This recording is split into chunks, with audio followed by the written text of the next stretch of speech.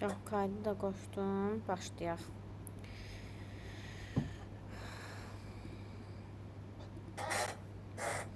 Deməli, bugün biz nəyi başlayırıq keçməyə? Başlayırıq API-yə. Bu, IT Business Analyticanın əsas ürəyi demək olar. Çünki IT Business Analitiklər ən çox API-larla işləyirlər. API-ları analiz eləyirlər. API-lar haqqında fikirlər bildirirlər.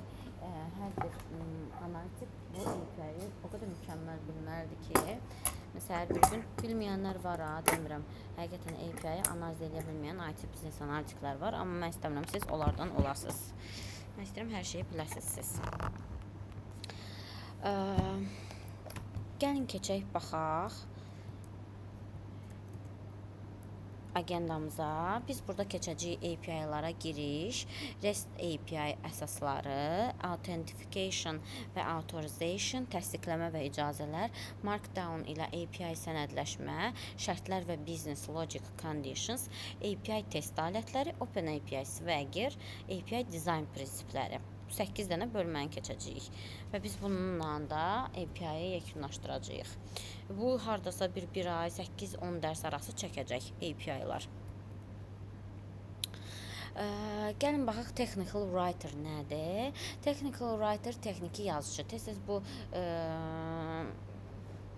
termini eşidə bilərsiniz LinkedIn-də.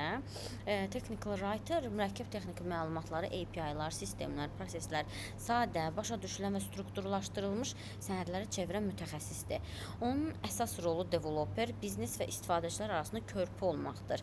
API documentation, user guide, sistem flow və texniki spesifikasiyalar hazırlayır və sistemlərin düzgün anlaşılmasını təmin edir. API-nin texniki tərifi nədir? API, Application Programming Interface. Orxan, mənim səsim yaxşı gəlir? Normal gəlir. Başa düşürsünüz? Yəni, qırılma falan olmur? Yox, hələ onda olanda deyərəm. API Application Programming Interface müxtəlif proqram sistemlərinin bir-biri ilə əlaqə qurmasını təmin edən qaydalar, protokollar və endpointlər toplusudur. İndi bu terminlər mürəkkəb gələ bilər. Bugün bütün bu API-yə aid bütün terminləri yaxşı mənimsəyəcəyik. Gələn dərslərdə artıq biz onu tətbiq eləyəcəyik. Əsasən HTTP protokolu və JSON formatı ilə istifadə olunur. API-lar sistemlərin daxili məntiqini göstərmədən məlumat mübadiləsi və əməliyyatların icrasını təmin edir. Baxın, API-lar istifadə oluna bilər. Xidmətlər arasında kommunikasiya, məsələn, üçüncü tərəf tətbiqlər vasitəsilə bank əməliyyatları. Tutalım, giririk kapitalın saytından bir dənə sığorta rəsmiləşdiririk özümüzə. Sığorta neyiniyib? Öz API-ni qoyub verib kapital banka ki, ala, bunu sorğulayanda mən sənə cavab qaytaracam. Sən mənə sorğu göndərəndə. Cihazın daxilində, məsələn, hardware-ə çıxış, nümunə, mobil telefonda kameraya çıxış əldə etmək. Bunun özü də bir API-dir, bir sorğudur, bir request-dir. Mobil app və server anlayışları var. Gəlin bunu da başa düşək. Telefonda tətbiqi istifadə etdək baş verən proseslərin ardıcıllığı necədir? İstifadəçi tətbiqdə bir əməliyyat edir. Məsələn, düyməyə basır. Hansısa bir düymə. Məlumat daxil edir. Tətbiq, yəni client həmin əməliyyatı request-ə çevirir. Request internet vasitəsilə serverə göndərilir. Server request-i qəbul edir və yoxlayır. Burada validation, authentication və s. əməliyyatlar gedir. Server biznes məntiqini icra edir. Yəni, məlumatı emal edir, database-ə müraciət edir. Hamısı bu serverdən başlayır. Database-dən lazımi məlumat alınır və ya yenilənir. Server nəticəni respons formatında geri qaytarır. Respons internet vasitəsilə telefondakı tətbiqə göndərilir. Tətbiq bu cavabı istifadəçi UI üzərində göstərir. UI də yəni user interface bu deməkdir. Gəlin baxaq restoran metaforunda. API ofisiant xidmətçi kimi. Baxın, biz nə edirik? Gedirik, otururuq restoranda, yemək zakaz eləyirik. Yemək ofisiant vasitəsilə zakazımız gedir mətbəxə. Sonra yemək hazırlananda mətbəxdən təkrar ofisianta verilir. Ofisiant gətirib bizə onu verir. Biz nəyik? Request atan, menyudan request veririk. Request-i API-dir. Bu, ofisiant gördüyümüz kimi API-dir, bizim API-imizdir. Bu da mətbəxdə, serverdə. Bu nümunə ilə daha aydın olmalıdır. Sonra biz yenə API ilə veririk responsu ofisianta, ofisiant gətirir, verir müştəriyə. Nə qaytarır? Yemək. Yemək üçün zakaz elədik, getdi bazaya müraciət elədi, sorğuladı, gətirdi, verdi müştəriyə. Baxın, bu belə işləyir. Bütün sorğular belə işləyir, hər şey. Gəlin API-ın həyat nümunələrindən baxaq. Real həyatda çox yerdə rastlaşırıq. Məsələn, proses necə qurulub, arxadan sorğu necə gedir, gəlin ona baxaq. Biz pizza zakaz edirik, düzdürmü? Arxada görürsünüz, bu orderlərdir, sifarişlər toplusudur. İstədiyimiz sifarişi buradan göndəririk, request atırıq. Məlumatı restorana və ya mətbəxə ötürmək üçün API lazımdır. API responsu bizə qaytarır. Yəni belə. Bura qədər sual var. Ver. API adından da göründüyü kimi Application Programming Interface. Azərbaycan dilində tətbiqi proqramlaşdırma interfeysləri mənasına gəlir.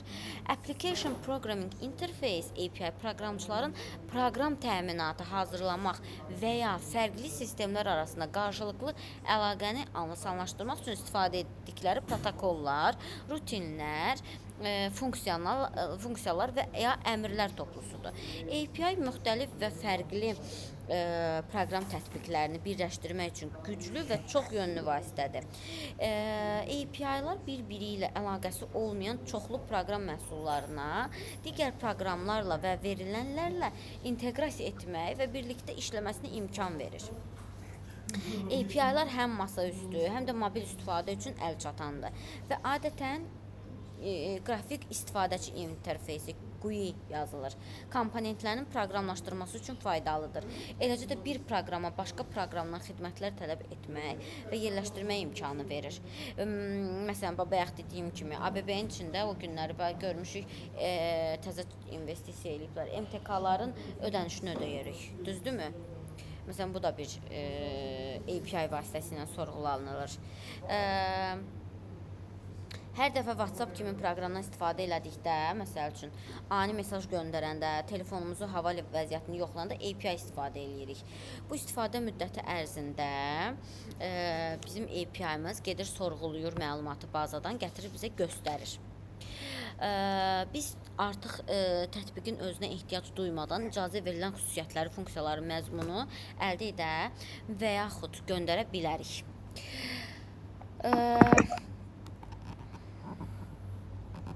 Əlbəttə ki, hamı hər şeyi sorğulaya bilməz, düzdürmü? Məsələn, MyGov-da bizim maaşımızı sorğulayanda siz görmüsünüz, mesaj gəlir ki, maaşınızı filan bank sorğuladı. Biz oradan bağlaya bilirik onu, düzdürmü? Düz başıma gəlməyib. Hələ ki, sorğulamayıblar. Əsasən, yəni bunu banklar icazə alıb da özünə MyGov-dan ki, bunu eləyə bilərikmi? Onlar da icazə veriblər. Və yaxud nədənsə icazədən istifadə edir. Yəni, hər kəs hər şeyi sorğulaya bilməz. İcazə lazımdır bunun üçün. Authentication və authorization dərslərimiz onun üçündür. Bundan əlavə, həyata keçirmək istədiyimiz əməliyyatlar üçün daxil olmaq istədiyimiz tətbiq tərəfindən verilən giriş məlumatı ilə istifadə etməliyik. Adi user parollar, hamısı bunun üstündə qurulub da, yəni sistemə icazə veririk user parolla. Gəlin, baxaq, API necə işləyir? Məsələn, mobil telefonumuzda tətbiqdən istifadə etdiyimiz zaman tətbiq internetə qoşulur, məlumatları serverə göndərir. Sonra server bu məlumatları qəbul edir, şərh edir, lazımi hərəkətləri yerinə yetirir və yenidən telefonumuza göndərir. Bayaq dediyimiz ofisiant məsələsi. Sonra tətbiq bu məlumatları şərh edir və istədiyiniz məlumatı oxunaqlı şəkildə təqdim edir. Bax, oxunaqlı. Görürsünüz, arxada çox şey gedib. Amma öndə bir dənə bu arxa sistemini, məsələn, öndə bir dənə pizzanı görürük biz. Arxada çox görürsünüz, belə-belə kodlar gedir. Bunu daha yaxşı izah eləmək üçün bu şəkildə göstərdiyim bir bənzətmə eləyək, başqa bir bənzətmə.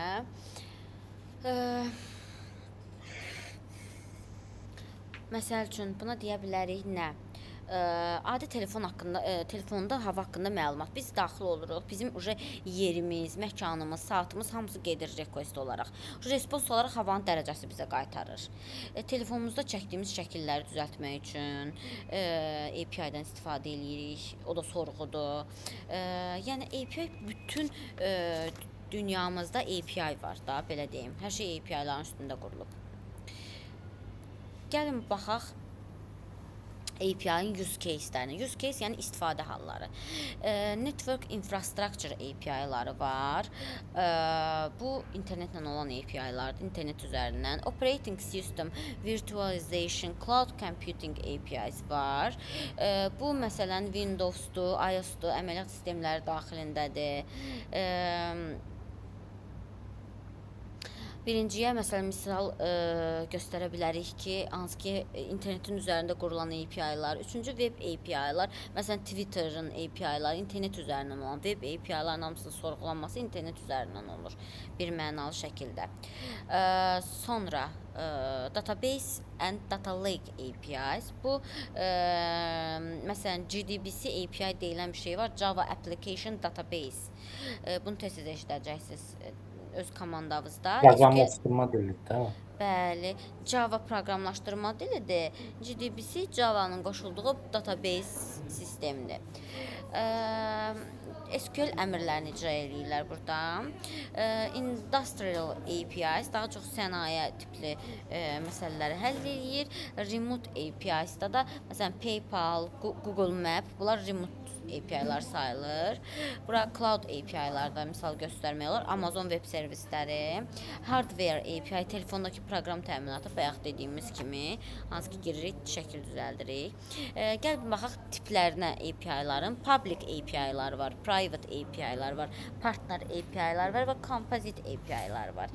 API-lar geniş şəkildə qəbul edilir və Üzr istəyim, sual verim. Aha, buyurun. Siz Java-nı dediniz, təkcə Java-dır, yoxsa başqa proqramlaşdırma dilləri də ola Ümumiyyətlə, bilər? backend-də proqramlaşdırma dilləri Java və .NET C Sharp-dır. Bu iki dildə yazırlar. Frontda da ki, çox texnologiyalar var.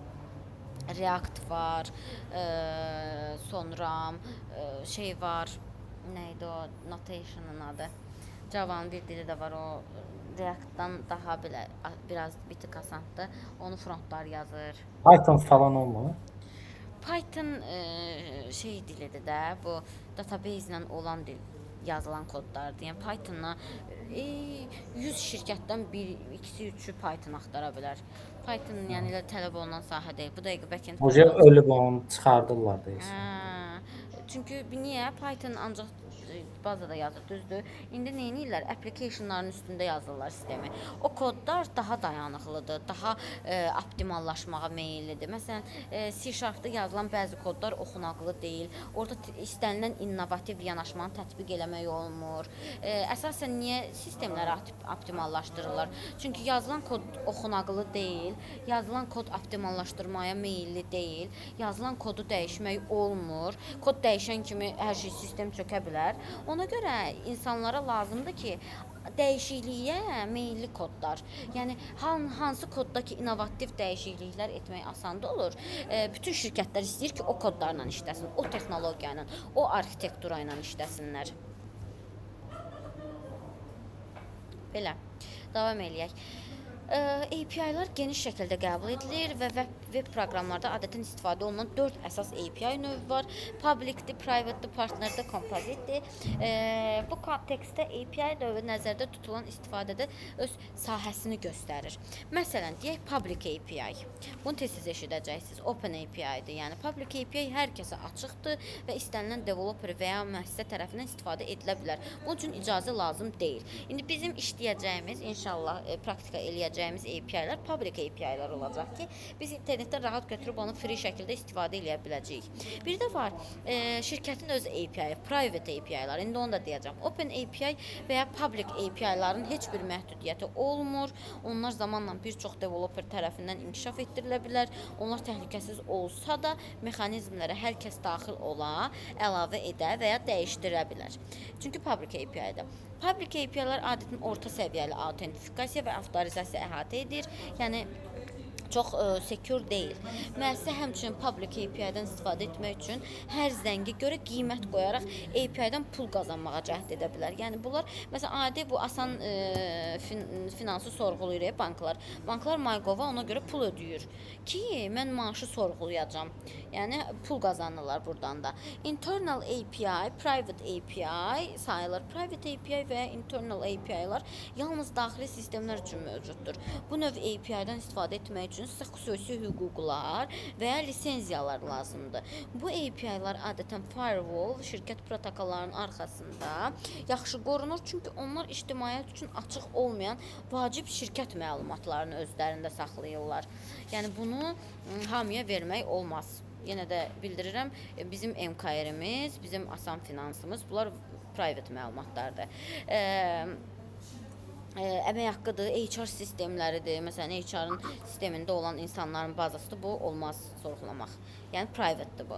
Partner API nədir? Partner API-lər iş ortaqları ilə istifadə edən əməkdaşlıq etmək üçün olunur. Məsələn, Paşa qrupun daxilində Kapitaldır, Paşa Life'dır, Paşa Sığortadır. Bunların hamısı bir qrupdur da, düzdür. Bunlar aralarında partner API-ləri istifadə edəcəklər. Partner API-ləri ictimaiyyət üçün əlçatan deyil, ancaq internal API-lar kimi onlar yalnız autentifikasiya və avtorizasiya mexanizmləri vasitəsilə müəyyən istifadəçi qrupları üçün əlçatandır. Bununla belə internal API-lardan fərqli olaraq partner API-lar şirkətdən kənarda fəaliyyət göstərir və buna görə də əlavə təhlükəsizlik tədbirləri tələb edir.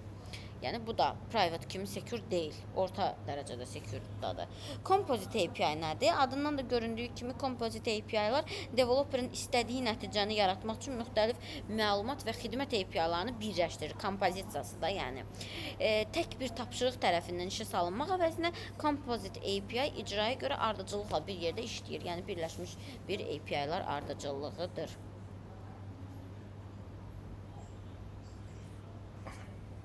Gəlin baxaq. Deyəcəklər sizə API nədir? İntervyuda bu sualı verəcəklər. Bunu başa düşmək üçün biz bunu yadımızda saxlamalıyıq. Yadımızda yaxşı həkk eləməliyik. Bu istifadəçinin interfeysi deyil. Yəni biz bunu belə görmürük. Bu arxa tərəfdə işləyən bir məntiqdir. Məsələn, Trendyol və ya Umiko bir application'dır, Visa da digər application'dır. Biz bir məhsul alanda onu Visa kartla ödəyirik, düzdürmü Orxan bəy? Evet. Trendyol bizim credential'ları, yəni belə deyim, məlumatları ötürür Visa'ya. O təsdiqləyir. Sonra Visa'dan bizim hesabımızdan pul alır. Bu danışığı API-lar təmin edir bu kommunikasiyanı.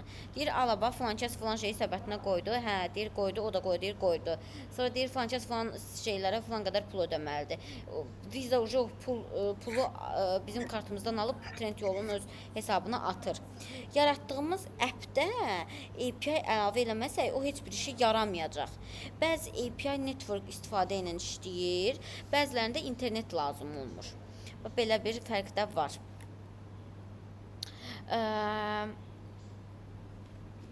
Ümumiyyətlə API-ın məntiqini başa düşək. Bir appin database müraciəti məsələn internetsiz reallaşır.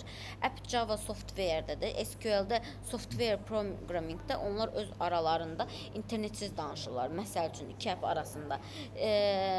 Məsələn bir texniki izahı var. Bunun bu texniki izahıdır. Qeyri-texniki izahı bizim dediyimiz o ofisant məsələsidir.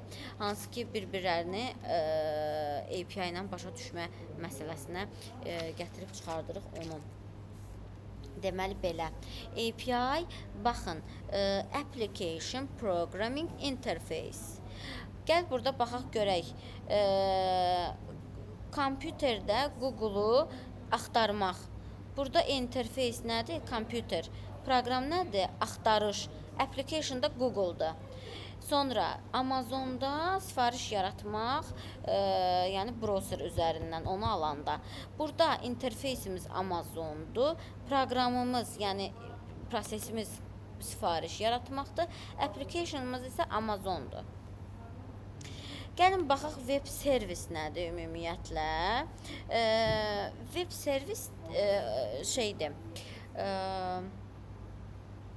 Əsasən API ilə başqa bir anlayışdır.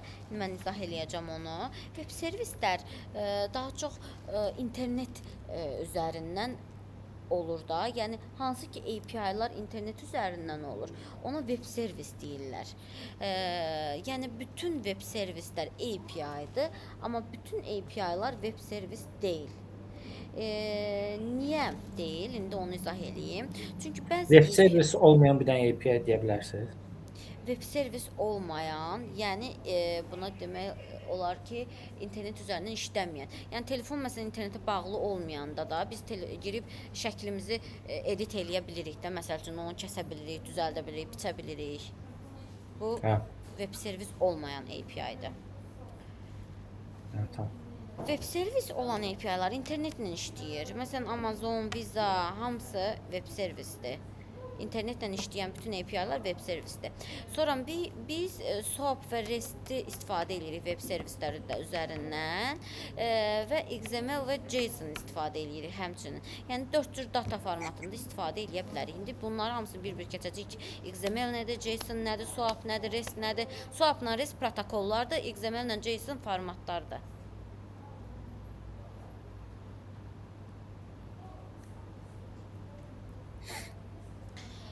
Baxaq sualımıza. Deməli, bizdə intervyuda soruşa bilərlər web servislə API-nin fərqi nədir? Deməli, web servislər dediyi API-ların bir alt hissəsidir. Yəni, API daha böyük anlayışdır. Web servis elə bil onun balasıdır da bir növ. Tətbiqlər arasında əlaqə yaratmaq üçün xüsusi olaraq web əsaslı protokol və standartlardan istifadə edilir. Adətən SOAP və WSDL kimi standartlarla əlaqəli olur. API isə daha geniş anlayışdır. Hər hansı xidmət və ya komponentlə qarşılıqlı əlaqə yaratmağa imkan verən interfeysləri əhatə edir. API-lar yalnız web əsaslı olmur.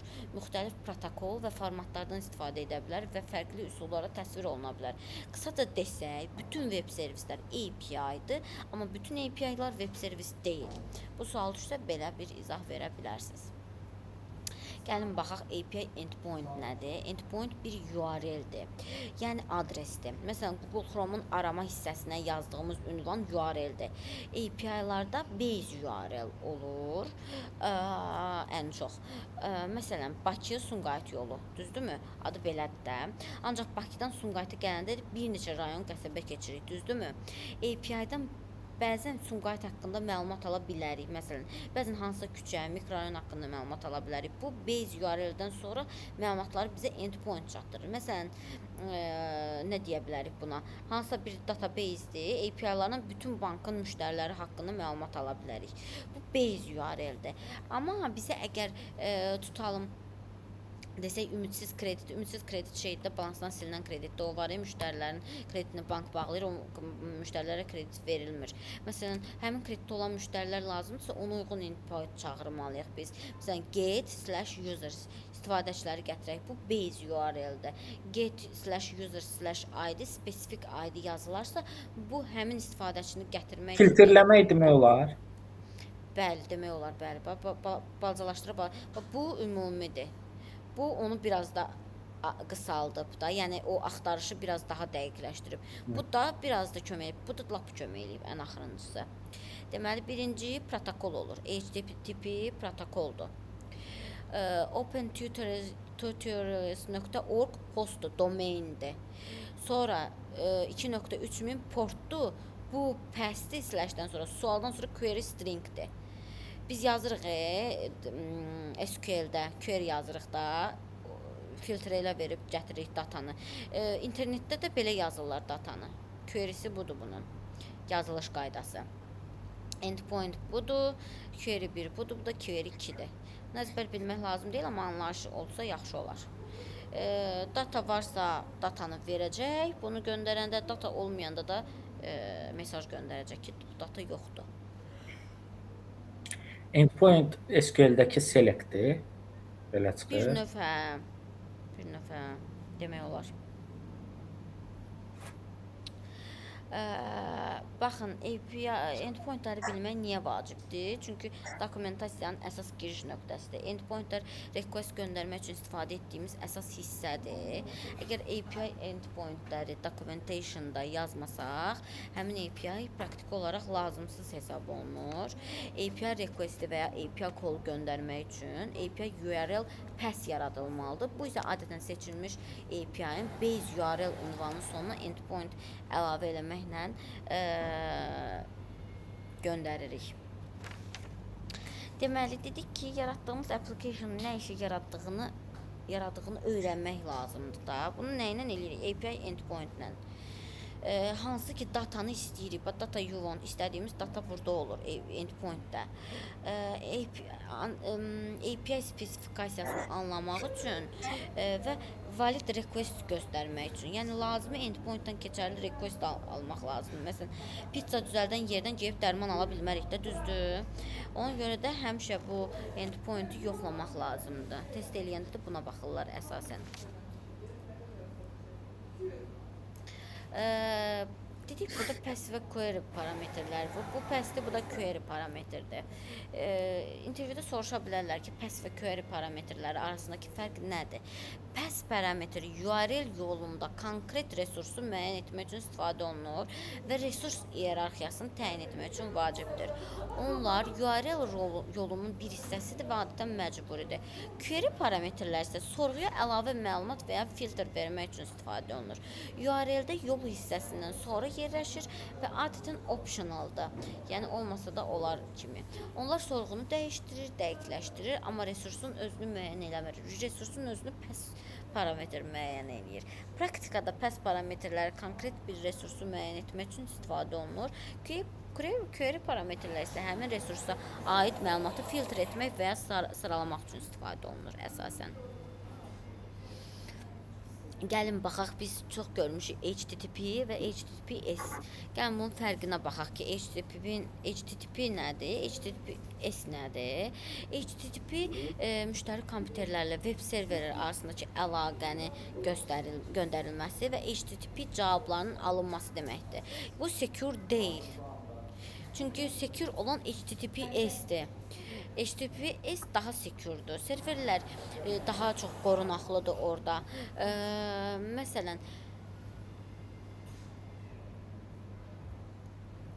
müştərilər adətən brauzerlər olur, lakin onlar istənilən proqram və ya cihaz ola bilərlər. Serverlər isə çox vaxt bulut, cloud mühitində yerləşən kompüterlərdir. Müştəri brauzer göndərilən cavabı qəbul edir. HTTP bildi ki, protokoldur, secure deyil. HTTP isə o da protokoldur, amma bu securedur. Fərqləri bundan ibarətdir. Gəlin, indi baxaq HTTP request və response. Bu sözü çox eşidəcəyik biz. HTTP request və response nədir? Gəlin ona baxaq. Müştərilər və serverlər arasındakı əlaqə sorğular və cavablar vasitəsilə hərəkət edir, yəni işləyir. Request, response. Yəni dediyimiz odur. Request nədir, response nədir? Gəlin ona baxaq. Əsasən requestlər müştəri brauzerin internetdə HTTP sorğusu göndərir. HTTP sorğusunu göndərən zaman web server həmin sorğunu qəbul edir. Server sorğunu emal etmək üçün bir tətbiqi işə salır. Server nəticə olaraq HTTP cavabı çıxışı geri göndərir. Müştəri brauzer həmin cavabı qəbul edir. Və bu get metodudur. Metod da URL-dir, protokol versiyadır, header-ı budur, body-nin optionalı isə budur. Body-də yəni optional olar, yəni blank line ola bilər, yəni boş göndərə bilərik. HTTP metodlara baxaq. HTTP-nin 4 cür metodu var. CRUD əməliyyatları deyirlər buna. Create, read, update, delete. Çox üzr istəyirəm, dəqiqə. Mənə də zəng. Tamam.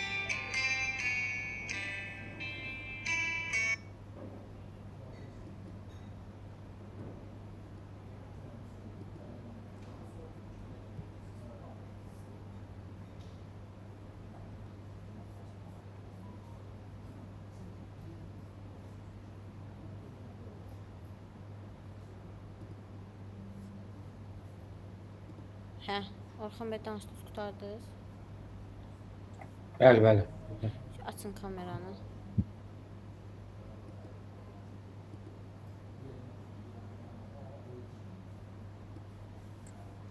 Hə, dedik krut əməliyyatlarıdır bunlar. İstənilən halda ekranı göstər. Krut əməliyyatları nəyə deyilir? Bu niyə düşmür aşağı? Hə, create, read, update, delete metodlarıdır. Belə yadımızda saxlayırıq. HTTP metodları sual verəndə bunu deyəcəksiniz.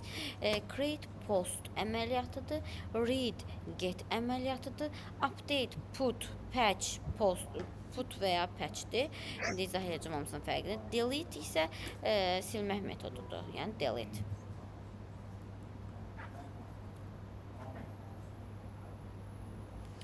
Get nədir? Datanı oxuyur və mənbədən serverdən mənbəyə belə deyim cavab verir. Göndərir requesti. Post nədir? Data insert eləyir, serverə datanı yazır. Patch nədir? Update eləyir datanı. Yəni var olan datanın üzərinə modify, dəyişikliklər eləyir. Put nə eləyir? Bu da update eləyir. Amma bu indi biz bunun putla patch'in fərqini qabaqda keçəcəyik. Yerini dəyişiklik eləyir var olan datada. Məsələn, patch odur ki, olan datanı yeniləyir. Put odur ki, yəni var olan duplikat kimi yaradır da belə. Delete nədir? Delete isə silir mənbəni. Odur, delete. Gəlin baxaq, patch və put bu çox verilən sualdır, intervyu sualdır. Bunu əzbərləyin. Put resursu dəyişmək üçün istifadə olunan bir metoddur. Bu zaman müştəri göndərilən məlumatla resursu tam yenilənmiş halını göndərir. Məsələn, verilənlər bazasında bir şəxsin adını dəyişmək istədikdə put sorğusu zamanı bütün resursu göndərmək lazımdır. Putdan fərqli olaraq patch resursu qismən yenilənmə tətbiq edir. Bu deməkdir ki, yalnız dəyişdirmək istədiyiniz məlumatı göndərirsiniz. Digər sahələrə toxunulmur. Bunu misal necə göstərmək olar da deyəcəm indi mən sizə.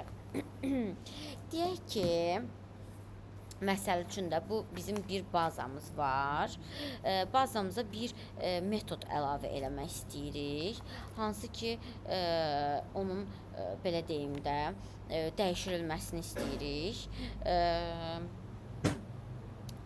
Update olmasını istəyirik. Tutaq ki, əməkdaş işdən çıxdı.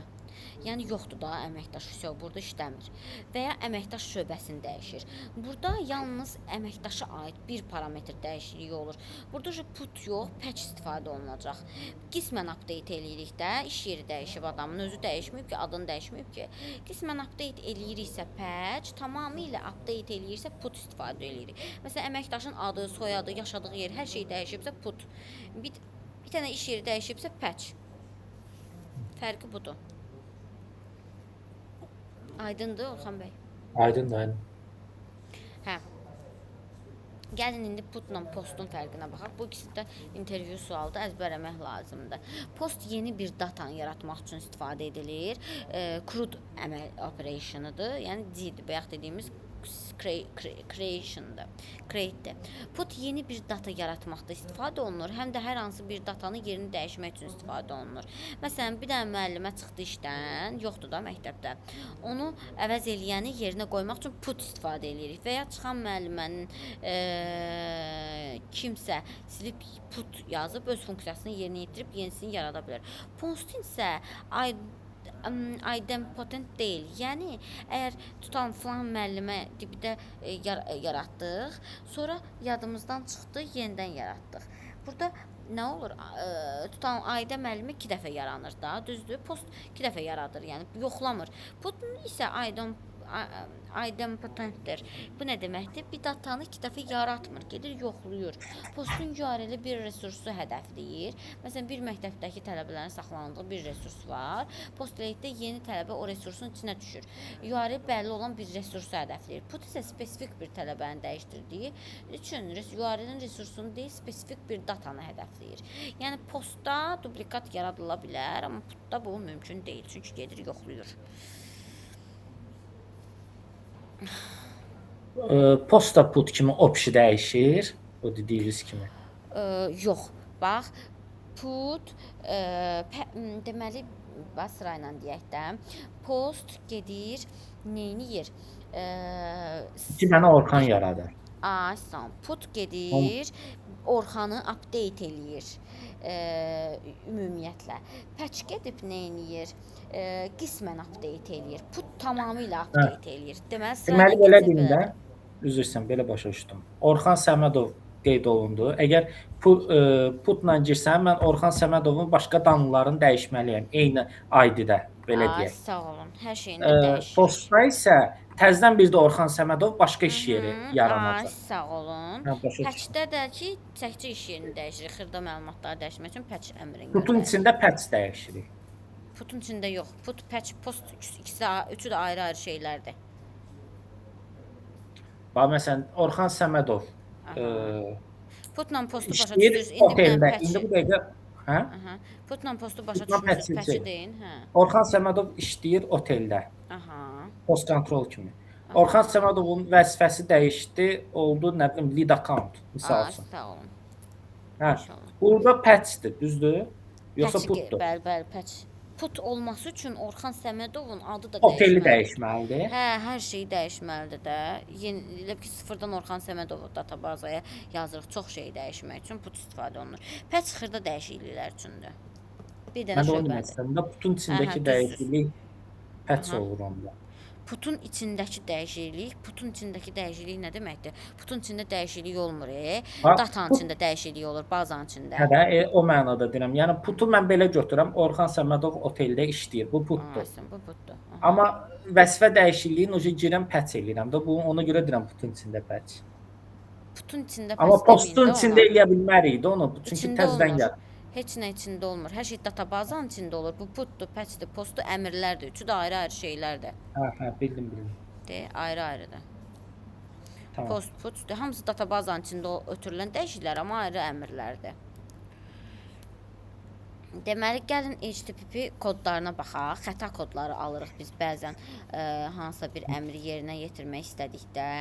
Gəlin baxaq o xəta kodları nəyə deyilir, nə üçün var bu xəta kodları. Biz bir də görürük səhifəni açanda 500 çıxır, 400 çıxır və s. və ilaxır. Gəlin bir baxaq. Deməli, bu xəta kodları istifadəçi ilə serverin bir-birini başa düşməsini təmin edir. Bunlar bu mesajlarla bir-birindən danışırlar. Məsələn, 1xx informationaldır. 1 ilə başlayan xəta kod, bu intervyu sualıdır, düşür bu arada. 1 ilə başlayan xəta kodlarında nəyisə yarımçıq göndərdiyimizi və serverin bizdən nəsə gözlədiyini bildirir. Məsələn, use continue deyib davam elə. Post request yollayanda request header və ya request body yollamırıq. Bu zaman xəta kodu görünür bundan. Məsələn, 2xx successdir, yəni uğurludur. 200 get istədiyimiz datanı aldıq. Tam post elədik, yolladığımız data serverə getdi. Put elədik, yolladığımız data göndərdi. 201 nədir? Created yolladığımız data dəyişdirildi. 3 ilə başlayan xəta kodları redirection'dır. Bəzən API-ların URL-ləri dəyişir. Əgər bizdə köhnə URL qalırsa, bunu API yönəldir. Yeni API URL-nə, məsələn 301 moved permanently, həmişəlik URL dəyişdirilib. 302 found URL-i müvəqqəti dəyişdiriblər. 4 ilə başlayanlar client errordur, müştəri və ya istifadəçi xətasıdır. 400 bad request-dir. Yanlış istək var və yaxud yanlış bir data var. Bu 400 kodlardır. 4 ilə başlayan xəta kodlardır. 401 unauthorizeddir. İcazə yoxdur. Məsələn, bir roldur. Tutalım ki, hər hansı bir roldur da, X bir roldur. Datanı oxuya bilir, amma silə bilmir o rol. Rolunu silməyə çalışanda yazacaq bu xətanı. 404 not found server yoxdur. Yəni müraciət eləyəcəyi yeri tapmır 404 errorunda. 403 də forbiddendir. İcazə yoxdur buna baxmağa, qadağandır. 5 ilə başlayanlar server errorlardır. Məsələn, müəllimə xəstələnib, dərsə gələ bilməyəcək. Tutaq ki. Yəni edə biləcəyimiz bir şey yoxdur da, əvəzi yoxdur bunun. 500 internal server errordur. 503 service unavailable-dır. Bunu developerlər baxı təyin edir ki, görə niyə çöküb bu serverlər. Gəlin baxaq.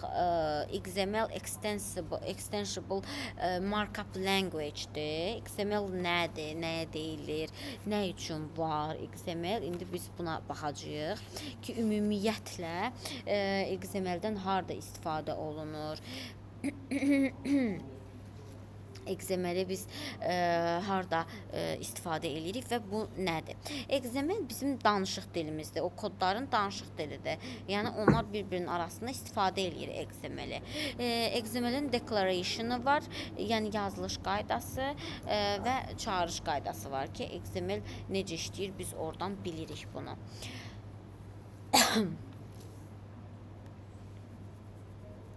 XML-də əsas bu görürsüz version var. Bu hissə encoding hissəsi not required'dir. Bu start tag'dir, bu end tag'dir.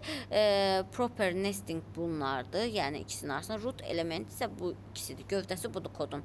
Baxın bu XML-in içində first name John'dur, last name budur, city budur, state budur. Dəyişənin dəyəri. Belə bir kodlaşma ilə gedir bu.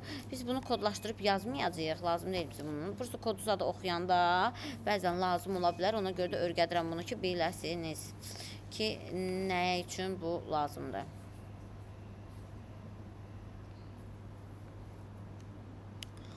Deməli belə. Gəlin baxaq JSON-a. JavaScript Object Notation-dır. Javada bu cür yazılır. Dəyişənin dəyəri. Görürsünüz nə səliqəlidir. Bu başqa cür yazılır. Dırnaq içində yazılmır.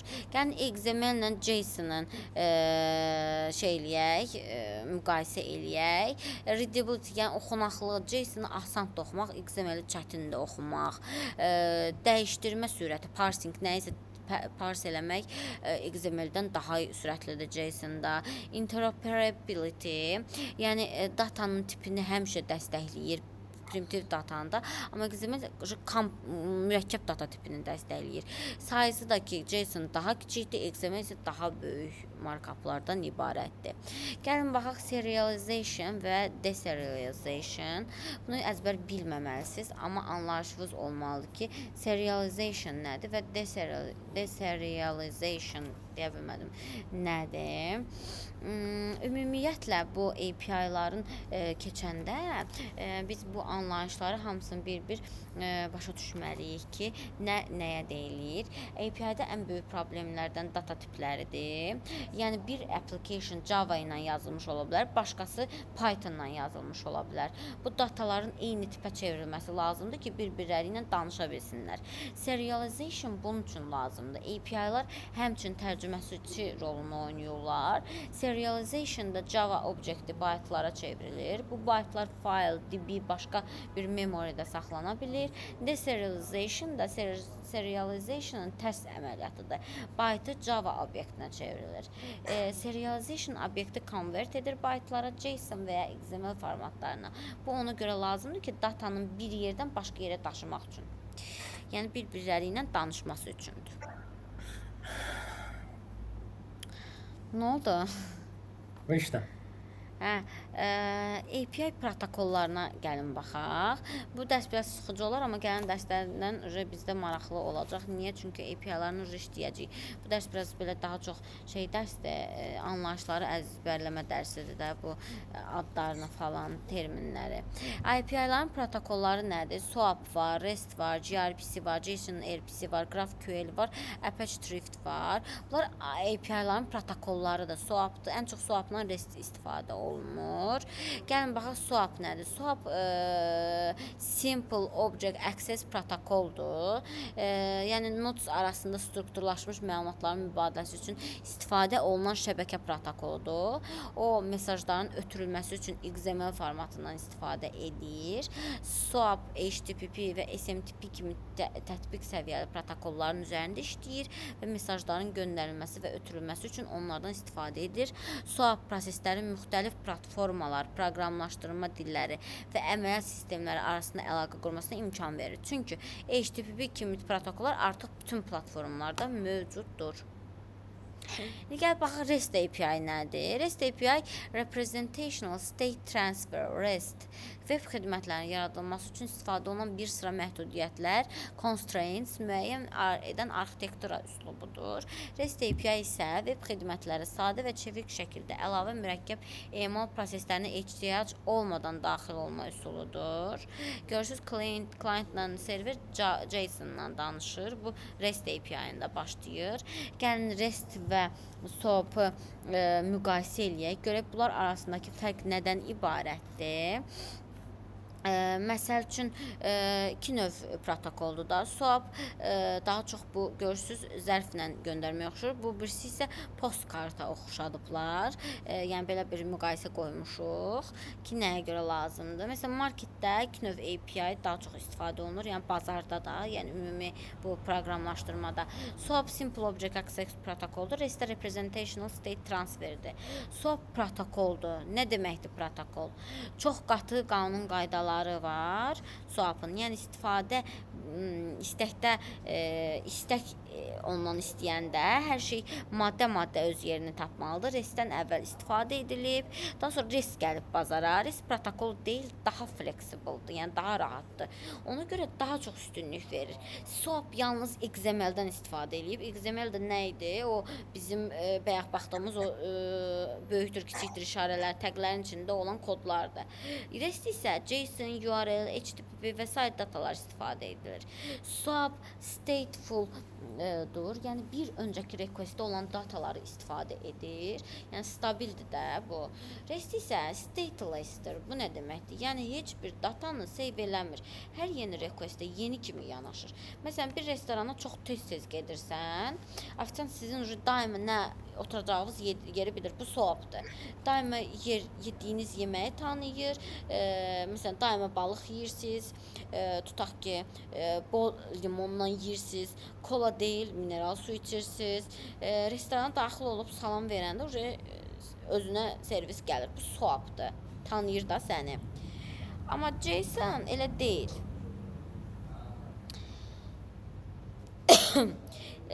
Məsələn, bəzən siz restorana gedə bilərsiniz. Mineral su istəmirsiniz də, kola istəyirsiniz. Amma o sizə yenə mineral su gətirəcək. SOAP, yəni bir dəfə keşləyir datanı, nə vaxt, nə istəyirsən sorğula, eyni şeyi gətirəcək sənə. Onu bir dənə yaddaşla. Bu şey oxşadır. Toylarda bir dəfə duş istəyirsən, ancaq gəlib duş istəyirsən. Ancaq duş gələcək. SOAP yavaş işləyir və daha geniş istifadə eləyir yaddaş. Datalar bir bəndin içində gəlib gedir. XML-in həmin o böyükdür, kiçikdir, o təqlərin içində ona təq deyirlər.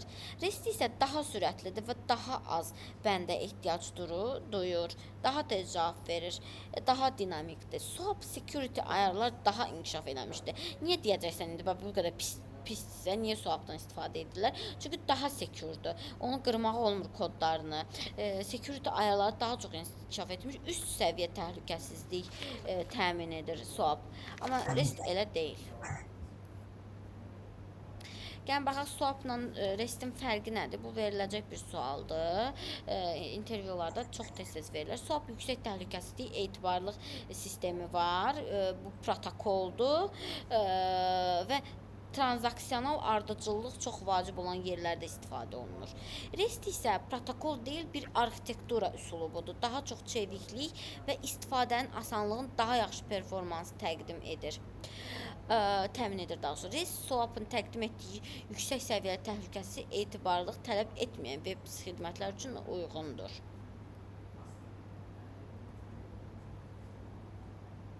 Gəlin baxaq, authorization və authentication nədir? Bu da çox vacib suallardan biridir və çox intervyularda verilir bunun fərqi. Yəni biz bunu əzbər bilməliyik ki, authorization nədir, authentication nədir ki, sual verəndə çaşıb qalmayaq biz. Nəyin nə olduğunu bilək, arasındakı fərqi bilək.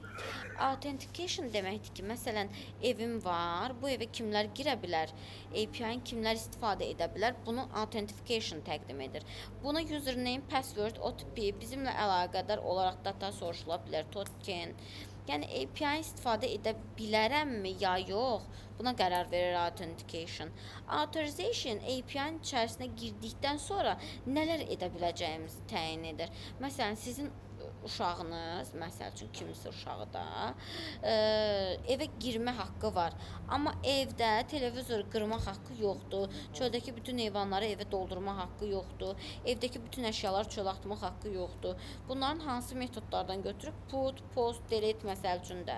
Əgər biz bankın müştərisi isə öz hesabımıza baxa bilirik. Əgər biz bankda verilən əməkdaşlar bütün müştərilərə baxa bilirik. Yəni teller, yəni işləyən hamı məlumatlarına baxa bilir. Buna authorization deyirlər. Və burada da şəkili ilə göstərmişəm. Authentication sən kimsən? Authorization da sən nə edə bilərsəndir. Authentication sən kimsən? Authorization da sən kim olduğun halda nə edə bilərsən? Yəni nələri etməyi sənə icazə veririk budur. Gəlin baxaq, nədir fərqi? Authentication istifadəçi məlumatlarının, kimlik məlumatlarının doğrulanmasıdır. Authorization isə istifadəçinin icazələrinin yoxlanmasıdır. Authorization və authentication növlərinə baxaq. No authentication var, basic authentication var, barrier token var, authorization var, two-factor authentication var. Bunlar lazımlı şeylərdir, bunları bilmək yaxşıdır. Məsələn, Google search page-də no authentication istənilib. Yəni həm authentication, həm authorization istənilmir. Email accountunda authentication basic olarsa istənilir, authorization lazımdır. Barrier token-də həmçinin, məsələn, Waze application-ında authorization-dan istifadə olunur, onda ikisi də lazım olur. High security-lər, yəni 2 faktorlu autentifikasiyalar, məsələn, WhatsApp 2 faktorlu autentifikasiyadır, təzə qoşublar onu da. Bu da autentifikasiya istəyir. Niyə API dokumentasiyası lazımdır? Hər şeyin API var. Sənədləşmədə biz API çox lazım olur bizə. Niyə? Baxaq. Çünki API-nin istifadəsinin artması çox vacibdir. API-nin bütün funksiyonallığı, ondan necə səmərəli istifadə etmək, inteqrasiya eləmək, bütün life cycle boyunca API istifadə olunur. API-lardan, yəni biz deyib keçə bilmərik də API-yi. Çünki API çox vacib bir hissədir, çox vacib bir yerdir. Bizim elə işimizin əsası API-ları analiz eləməklə başlayır. Hər şey, bütün sorğular API-larla həyata keçirilir. API vacib bir dərsdir, ona görə onu yaxşı oxumaq lazımdır. Ondan sonra isə biz artıq keçəcəyik, bu API-ları da keçəndən sonra biz artıq belə deyim, çox belə dərindən analizlərimizi apara biləcəyik. Artıq mən sizdən başqa şeylər istəyəcəm. Belə deyim, ərəfəsində bu dokumentasiyanı yazanda. IT Business Analytics-in API dizaynında ən önəmli rolunu burada göstərmişik. Biz dedik, functional requirementlər var, non-functional requirementlər var. Məsələn, homepage olan bir web site istəyirəm, web site istəyirəm. Burada non-functional requirement tutalım odur ki, 1.5 saniyə yüklü arayla açılsın homepage. Məsələn, web site istəyirəm, hansı ki, customer datalarını özündə saxlayacaq. Burada non-functional requirement odur ki, customer dataları 4-cü encryption standartına uyğun olaraq kodlansın. Website customers can log into their accounts. Bu funksiyonal requirementdir. Qeyri-funksiyonal odur ki, 5000 məsələn girişdən sonra bir dəfə işlənsin, yəni userin saytı. Website will always be available customers. Sayt hər zaman, yəni gecə gündüz 24 saat işlək olmalıdır müştərilər üçün. Website must have 99.7% uptime ilə işləməlidir. Bu non-functionaldır. Customers can access their websites on their phones. Bu functionaldır.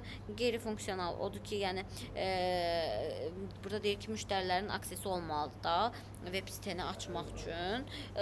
Burada qeyri-funksional odur ki, 12.8 saniyəyə açılmalıdır. Gəlin baxaq, analitikın rolu nədir burada? Demişik, assessing and gathering requirements, yəni tələbləri toplamaq. API-ın quruluşunda çoxlara vacib elementdir. Biz API-yi bu tələblərin əsasında quracağıq. Ona görə biz burada birinci tələbləri toplamalıyıq. Sonra document analysis. Demək olar ki, bu BRD-lər, FRD-lər hamısı dokumentdə olmalıdır ki, biz API-yi onun əsasında quraq. API-ları qurmazdan əvvəl BRD, FRD, NFRD hamısı olmalıdır. Bu bir mənalı şəkildə belədir. Biz FRD, BRD, NFRD-ni yazmalıyıq. Documentic artifacts nədir? Deməli, API-ları artıq üçüncü tərəfə, vendorlara, məsəl üçün də bizim sistemdən kimsə istifadə edə bilər, kritik resurs ola bilər. Biz onu vermək üçün dokumentləşdirməliyik bunu. Ona görə də bizim rolumuz çox vacibdir burada. Gəlin baxaq API dokumentasiyasında hansı toollardan istifadə olunur.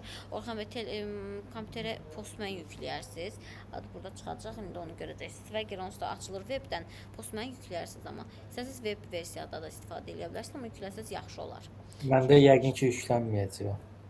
Onda web versiya ilə davam edərik. Çünki bizdə icazə ilə deyək gərək. Belə bir sistemdir. Webi də var, bunun webini ilə istifadə edərik. Postman nədir? Postman bir tooldur, hansı ki burada API-lar sorğulanır. Digər toolda Swaggerdir. Bu şəkli budur, belədir. Bunların fərqləri, üstünlükləri nədir? Prosu odur ki, yəni prosu müsbət cəhəti üstünlüyü. API kolleksiyaları rahat açılır, bax soldakı kimi kolleksiya şəklində açılır. Postu, putu, geti hamısı açılır.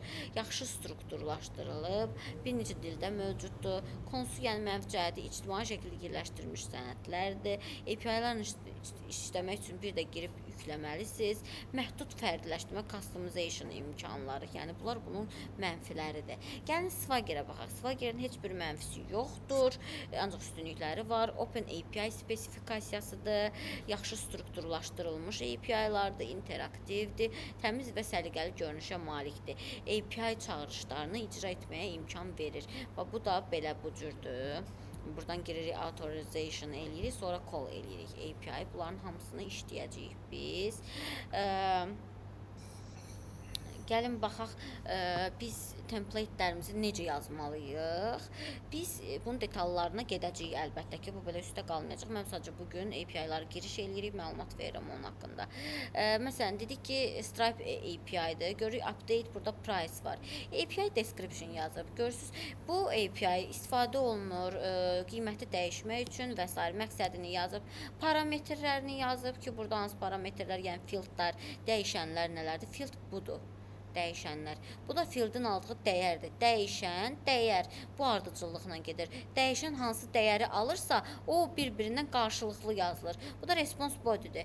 Bu da bizim metodumuzdur. Code example'dır. Yəni biz bununla bazaya göndərmişik. Post, V1, prices, ID. Gördük. Deməli, API bu cür strukturda yazılır. Deyir, get bundan dəyiş.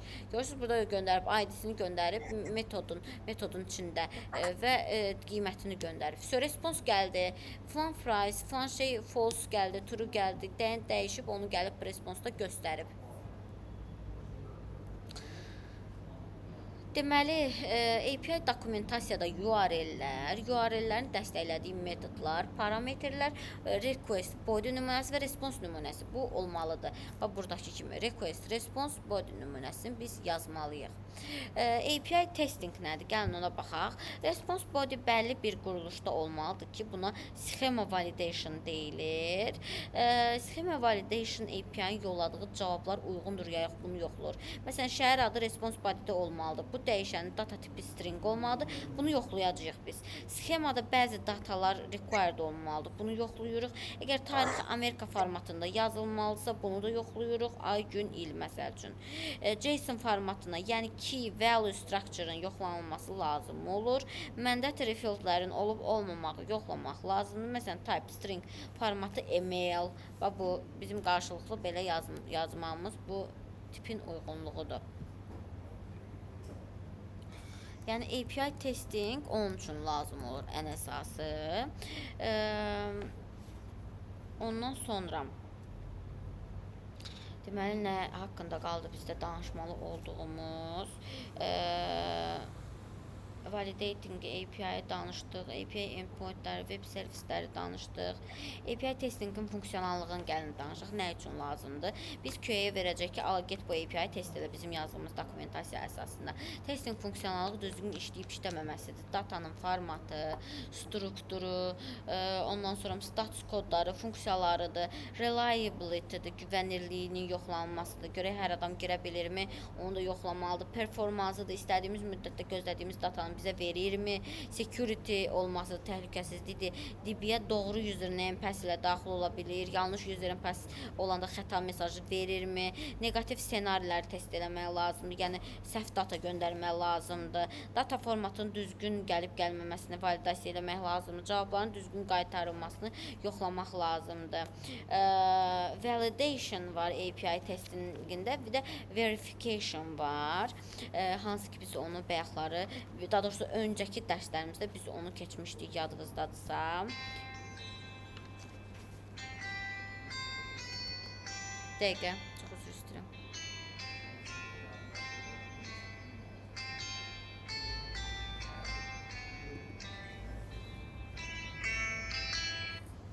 Alo. Ofisdəyəm, çıxıram. Nə oldu? Dərsimi keçirəm, yekunlaşdırıram 15-20 dəqiqəyə.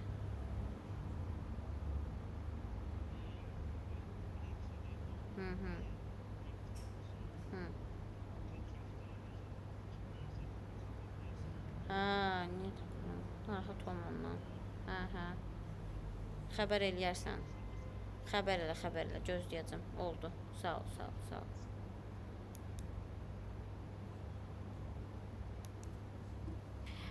Deməli.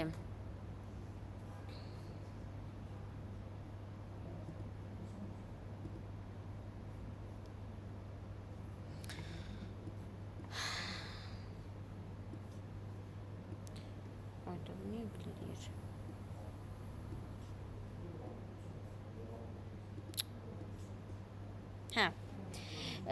Deməli, verification nədir?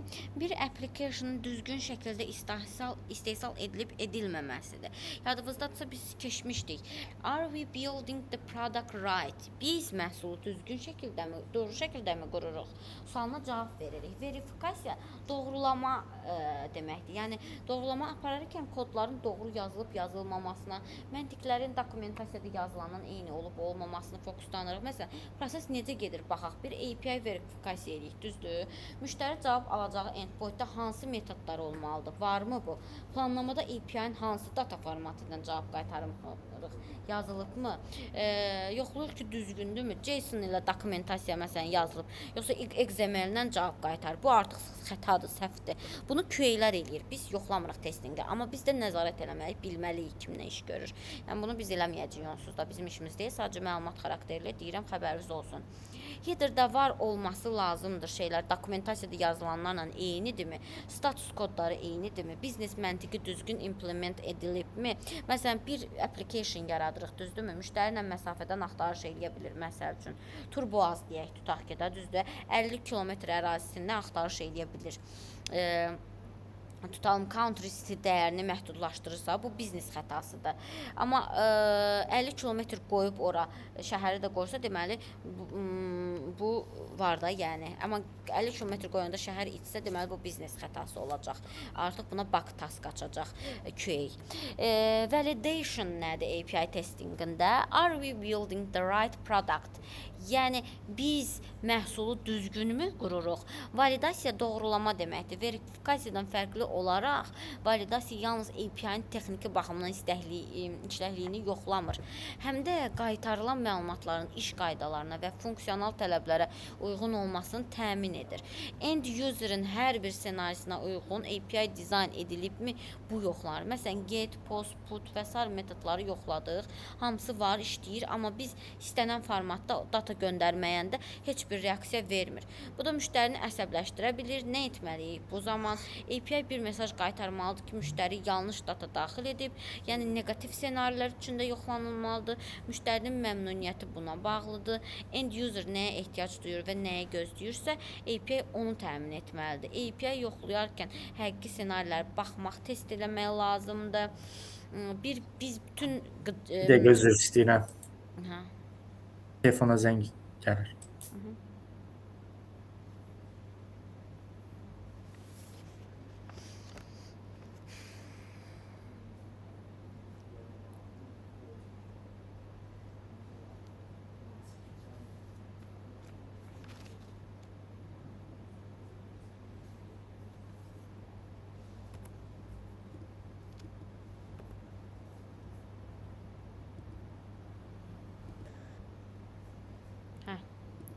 Deməli, harda qalmışdıq?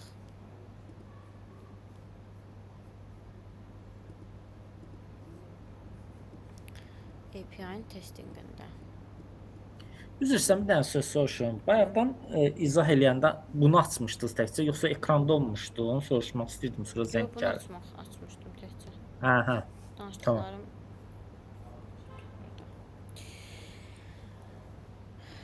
Deməli,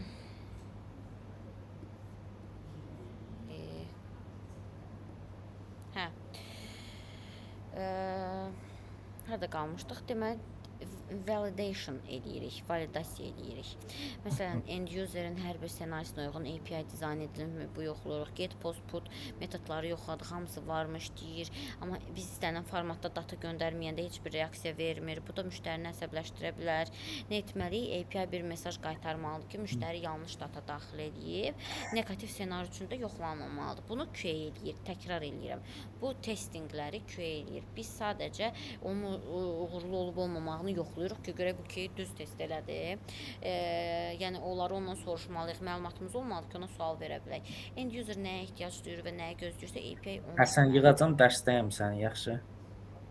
API yoxlayarkən həqiqi ssenarilərə baxmaq, test eləmək lazımdır. Biz bütün qıcıq ssenariləri test eləməliyik, yəni bütün neqativ ssenariləri, QA-lər test eləməlidirlər. API-nin güvənilən olması, yəni düzgün data ilə məlumat qaytarması. Məsələn, şəxsiyyətimlə mənim məlumatım qayıtmalıdır da. Məsələn, mənim şəxsiyyətimdən mənim qardaşımın məlumatını qayıtmalı deyil. Performansını yoxlamaq lazımdır. Requirement dokumentdə cavab alma müddəti ilə eyni olmalıdır. Yəni biz o requirementləri elə belə yazmırıq da. O BRD-dir, FRD-dir, NFRD-dir, hamısının yoxlanılır sistemdə. Username, password neqativ ssenarilərdə yoxlamalıyıq. Status kodları həm doğru, həm yanlış ssenarilərdə hansı mesajı qaytarmağını yoxlamalıyıq. Məsələn, nümunə ssenari 360-dən deyək ki, məsələn, bir call centerdir, onun bir application-ı var da, hansı ki, müştərilərlə danışır. O call-un gətirilməsi üçün API verification eləmək, user ID ilə işləyən endpoint varmı, işləyirmi, API database ilə communication qura bilibmi, API-nin qaytardığı data düzgün formatdadırmı? Məsələn, validation burada nədir? Data response düzgün datadırmı? Yazılan zamanda gəldimi? Gözlənilən data gəldimi? Bu hamısı validationlarımızdır bizim. Əgər 100 dənə API yazılıbsa, hamısının verification'da, validation'da QA eləməlidir. Bəzi QA-lər fırladılar bunu, amma üstündə durub elətdirməlisiniz. Bunu ki, sonradan problem olmasın. Bəli, API testingindən danışdıq. API testing nəyə lazımdır? Baxın, early detection of problems var. Yəni, biz onun userin istifadəsini vermədən əvvəl özümüz tapa bilərik o xətaları. Language independentdir. Müxtəlif dillərdə yazılan kodlardan asılı olmur. Çünki JSON və ya XML ilə gələn data olur. Time efficient sadəcə funksiya test edildiyi üçün daha sürətli test edilir. Cost effective olur. Application yaradılmamış xəta tapılır. Qənaət olur. Greater test coverage olur. API testlərinin %100'ü qarşılanır və more stable test olur. Regression testlərdə fail olmur. Çünki yazılan API-lar nədənsə asılı olmur çox vaxtlarda.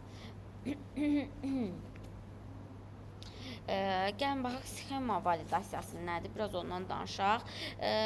Response body bəlli bir quruluşda olmalıdır ki, buna sxema validation deyilir. Məsələn, API-nin yolladığı cavab uyğundur ya yox. Məsələn, şəhər adı response body-də olmalıdır. Bu dəyişənin data tipi string olmalıdır. Bunu yoxlamalıyıq. Sxemada bəzi datalar required olmalıdır. Bunu yoxlamalıyıq. Əgər tarixi Amerika formatında yazılmalıdırsa, gün, ay, il və yaxud ay, gün, il. Məsələn, bunların hamısını yoxlamalıyıq. Buna sxema validasiyası deyirlər. Yəni sxemanın düzgün olub olmamasını yoxlayırıq. Deməli bizə deyə bilərlər ki, yəni intervyuda sual düşə bilər ki, Swagger-i başa sal bizə. Swagger nədir? Tooldur. API dizayn edirik, API yaradırıq, API ilə əlaqəli dokumentasiya hazırlayırıq, test edirik. Open source tooldur. Free-dir, daha çox istifadəçi toplayır. Belə deyə bilərik biz burada. Swagger Postman başına bir dəryadır da, yəni bizə istifadə edərkən öyrənməli olan məlumatlarımızı öyrənəcəyik. Hansı ki, bunlar idi bizim bu Swagger və Postmanımız. Bu Swagger idi, bu da Postmandır. Bunların hamısını bir-bir keçəcəyik, nəyin nə olduğunu. Bugün biz yenə deyirəm, ilkin anlayış etdik. Anlayışlardan məlumatımız oldu. Nəyə deyilir onu bildik. Mütləq qaydada oxumaq lazımdır bu mənim dediyim hissələri. Sonda yenə bir-iki dənə anlayışdan da sizə danışım, daha çox istifadə olunan, yəni onlar da yadınızda qalsın. Object Mapper nədir? Object Mapper sözünü tez-tez eşidəcəksiniz. Serialization və deserialization zamanı köməkçidir. Auto mapping edir. Yəni IT dünyasında çox tez edilən və edilməli olan işləri asanlaşdırır, texnologiya istifadə edir. Məsələn, bu bizə kömək edir ki, serialization və deserialization rahatlıqla edək. Tam JSON-ı XML-ə, binary formatlarına çevirək. Məsələn, serialization nədir? Java Object JSON-da, deserialization JSON-ı obyektə çevirir. Automatic mapping isə yerləşdirmə auto edir, yəni yerləşdirməni, hamısını bir-bir yerləşdirir. Customization nədir? JSON-da bir xana boş buraxılır, məsələn. Amma JSON bu datanın olmasını tələb eləyir. Object Mapper buna çarə tapır. Null value-ləri nəzərə alır. Yəni JSON-da bir məlumat yoxdursa, amma obyektdə varsa bunu ignore etməli deyil. Object Mapper-ın bu funksiyası olmasaydı, neyniyədi? Çətinliklə üzləşərdi. Bəzi data tiplərində bu problem olur. Annotation qoyaraq Object Mapper bu problemi həll etməsini təmin edir. Error handling nədir? Serialization və deserialization işlərini asanlaşdırmaq üçün arxada bir çox errorları həll edir. Error handling. Bu anlayışları niyə bilməliyik? Developer tez-tez işlədəcək. Biz onun üzrə baxmayaq da bilək nəyin nə üçün deyir. Efficiency nədir? Bəzi texnikalar kiçik datalarda uğurlu olur, böyük datalarda uğurlu olmur. Məsələn, MySQL nədir? Kiçik datalarda uğurludur, amma böyük datalarda xəta verir. Ona görə də banklar, böyük datalarla işləyən şirkətlər applərlə MySQL pulsuz, ödənişsiz olmasına baxmayaraq istifadə edilmirlər. Large amount of datalarla çalışa bilirlər. MySQL bunu eləyə bilmir. Bunu SQL, PLSQL, Oracle, Database SQL, bunlar eləyə bilir. Təzədən qayıdaq mikroservislər nədir? Çünki bu bizə lazım olacaq burada. Təməl fəlsəfəsi IT-dəki ediləcək işləri mümkün qədər kiçildərək atomic structure-da qurmaqdır. Məsələn, bir metod yaradırsınız. O metod öz içində 5-6 dənə actionları etməməlidir. Bir action etməlidir. One method, one action deyirlər buna. Çünki xəta ehtimalı artır. Bir böyük API yerinə kiçik API-lar yazılır. Bu arxitekturaya mikroservislər deyilir. Biz bunu keçmişdik. Bu kiçik API-lar loosely coupled olmalıdır. Yəni bir-biri ilə zəif bağlı olmalıdır. Tight coupled olmalıdır. Niyə? Biri çökəndə o biri çökməməlidir də. Tutalım battery və laptop loosely coupled'dır. Nə deməkdir bu? Batarya bitsə, laptop ölmür. Taxırıq cərəyana, işinə davam edir, düzdürmü?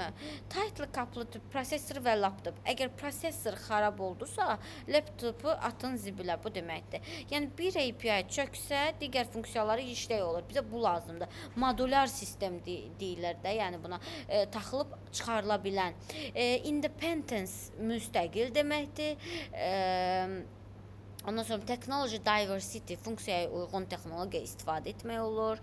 Decentralized governance istədiyimiz kimi idarə edə bilirik. Scalability ölçməni, dəyərləndirməni daha bəsitləşdirir.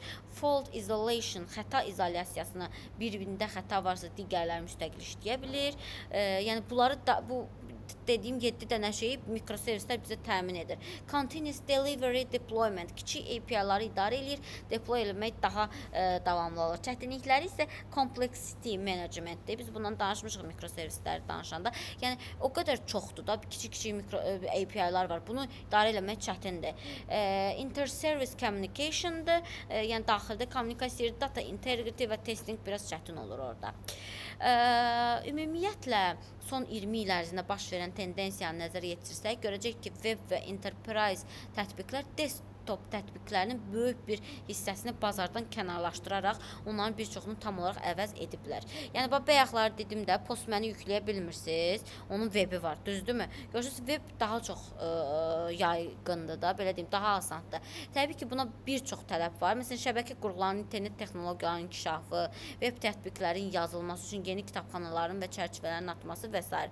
Java'da bir proqramlaşdırma dili olaraq bu sahədən kənar qalmayaraq enterprise sahəsində mühüm bir yer tutmağı bacarır. İlkin tətbiqlər Java'da yazılıb. Yəni Java C#-a nisbətən Spring Framework çərçivəsində inkişaf elətdirib. Yəni buna nələr aiddir?